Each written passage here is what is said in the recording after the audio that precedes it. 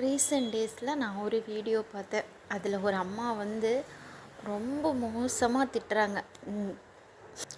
பெற்றவங்கள ஏன்டா அனாதையாக விடுறீங்க, உங்களுக்கு நல்ல சாவே வராது அப்படின்னு சொல்லி ரொம்ப ரொம்ப ரொம்ப மோசமாக திட்டுறாங்க. ஸோ அதே மாதிரி இன்னொரு வீடியோவும் பார்த்தேன். ஒரு பொண்ணு வந்து அவங்க அம்மாவை ரோட்டில் போட்டு நாயை விட மோசமாக அடிக்கிறாங்க. இந்த மாதிரி வீடியோ பார்க்கும்போது கோபம் ஆத்திரம் எவ்வளோ வருதோ அதே அறியாமல் மனசில் ஒரு வலியும் வரும். ஏன் இப்படி இருக்காங்க அப்படின்னு. எனக்கு கிட்டத்தட்ட 32 வயசாகுது. என்னோடய அம்மா இருக்காங்க. ஆனால் இன்றைக்கு வரைக்கும் மனசார முழுசாக அம்மான்னு நான் கூப்பிட எனக்கு எந்த அனுமதியும் கிடைச்சதில்லை. நான் வந்து அம்மான்னு ஆசைப்பட்டு கூப்பிட்ருக்கேன்னா என்னோடய பாட்டியை கூப்பிட்ருக்கேன்.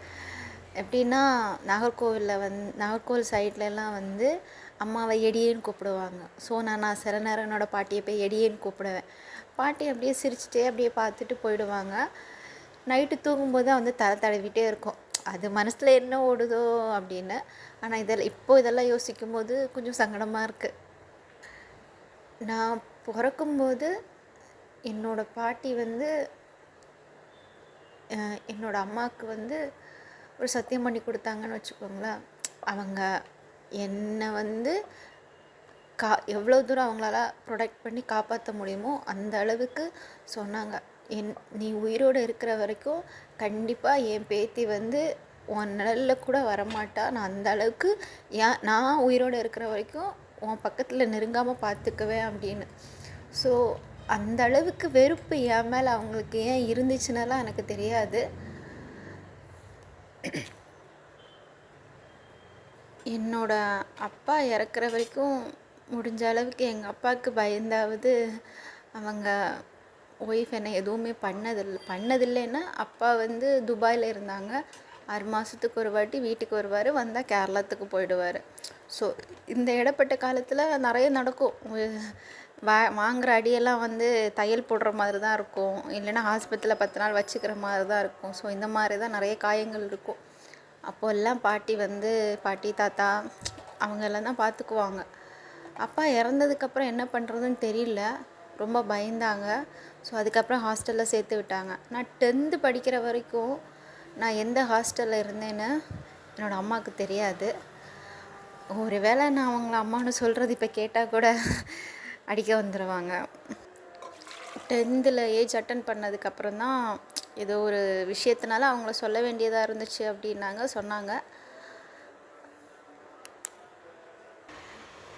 அந்த டைமில் ஒரு கொஞ்ச நாள் வந்து எங்கள் ஆண்டி வீட்டிலேருந்து நான் ஸ்கூலுக்கு வந்துட்டுருந்தேன். அப்போ தான் ஒரு வாட்டி பக்கத்து வீட்டில் ஆண்டின்னு ஒருத்தங்க இருந்தாங்க. அவங்க கேட்டாங்க, என்ன சோபி உங்கள் அம்மா வந்திருக்காங்களாமே அப்படின்னு. நான் டக்குன்னு கேட்டேன், அம்மாவான்னு தான் கேட்டேன். வெளியில் அடுக்கலையிலேருந்து ஹால் தாண்டி வராண்டா தாண்டி ஒரு செருப்பு வந்துச்சு.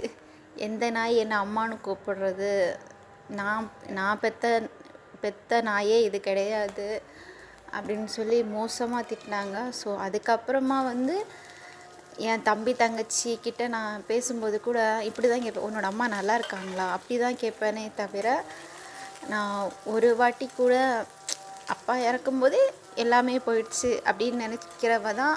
அப்படி நினச்சிட்டே வாழ ஆரம்பிச்சிட்டேன். எப்போவுமே வந்து உறவுகள் வேணும்னு நினைக்கிறவங்களுக்கு அந்த உறவு வந்து கிடைக்காது. அது இருந்தாலும் நிலைக்காது. அது ஏன்னு தெரியாது. நானும் நிறைய பிராവശ്யம் யோசிச்சிருக்கேன், ஒருவேளை நான் பையனாக பிறந்திருந்தா அவங்க என்ன தொட்டிருக்கலாமா, இல்லை தூக்கியிருப்பாங்களா, இல்லை ஒரு சொட்டு பாலாவது கொடுத்துருப்பாங்களா அப்படின்னுலாம் நிறைய வாட்டி நினச்சிருக்கேன். ஆனால் வந்து பையனாக பிறந்தாலும் இந்த உலகத்தில் கஷ்டம்தான். ஏன்னா நான் பிறந்த வீட்டில் நான் பையனாக இருந்திருந்தா ஒருவேளை மேபி அவங்களுக்கு என்ன பிடிச்சிருக்கலாம். ஒருவேளை இப்போ என்னோடய குழந்தைங்க பிறந்த வீட்டில் அவங்களுக்கு பொண்ணாக இருந்துருந்துச்சுன்னா என்னோட பசங்களை பிடிச்சிருக்கலாம். இது வந்து உங்களுக்கு புரியுமான்னு எனக்கு தெரியல. ஏன்னா எனக்கு குழந்த பிறந்திருக்கு அப்படின்னு சொல்லும்போது கேட்டாங்க, என்ன குழந்த அப்படின்னு. அப்போ சொன்னாங்க பையன் அப்படின்னு. அப்போ கிட்டத்தட்ட ஒரு நாள் யாருமே வந்து பார்க்க வரல. வந்தவுடனே கேட்டாங்க, ஏம்மா குழந்த வந்து பொண்ணாக இருந்தனால தான் நீ அபார்ஷன் பண்ணிக்கிட்டியா, பையன் வேணும் அப்படின்னு.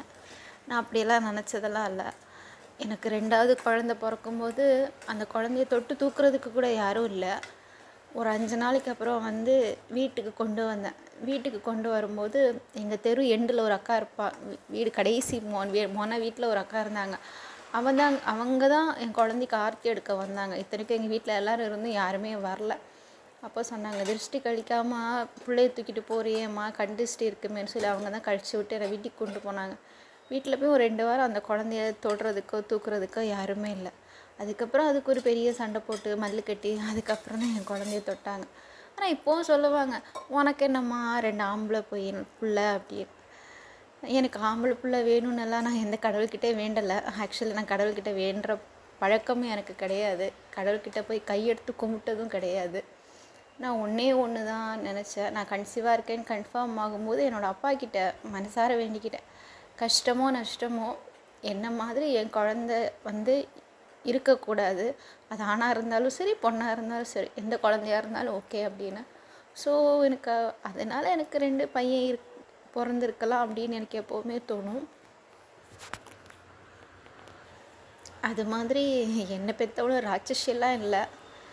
இன்னும் அவங்களுக்கு அந்த நேரம் மனசில் இருந்த வலிகள் இருக்கும். ஏன்னா எங்கள் அப்பா நம்பி எங்கள் அப்பாவை விரும்பி எங்கள் அப்பாவை கல்யாணம் பண்ணி இங்கே வந்தாங்க. வந்ததுக்கப்புறம் அவங்களோட நிலமை என்ன இருந்துச்சுன்னு தெரியாது. ஆனாலும் அவங்களுக்கு 3 குழந்த. ஆனால் என் மேலே மட்டும் அவ்வளோ வெறுப்பு. அதுதான் என்னால் இன்றைக்கி வரைக்கும் ஏற்றுக்கவே முடியல. இந்த நிமிஷம் வரைக்கும் என் தம்பிக்கிட்டேயோ தங்கச்சிக்கிட்டேயோ நான் பேசினாலும் கூட, உங்கள் அம்மா எப்படிடா இருக்காங்க அப்படி தான் கேட்பேன். நான் ஃபோனில் தான் பேசுகிறேன்னாலும் எனக்கு அப்படி தான் கேட்க வருதே தவிர, அம்மா எப்படி இருக்காங்க அப்படிங்கிறது கேட்குறது வரமாட்டேங்குது. ஏன்னா நிறைய பட்டுட்டோமா, கொஞ்சம் இருந்தாலும் இல்லைனாலும் அந்த பயம் நம்ம மனசுக்குள்ளே ஓடிக்கிட்டே இருக்கும் போல்.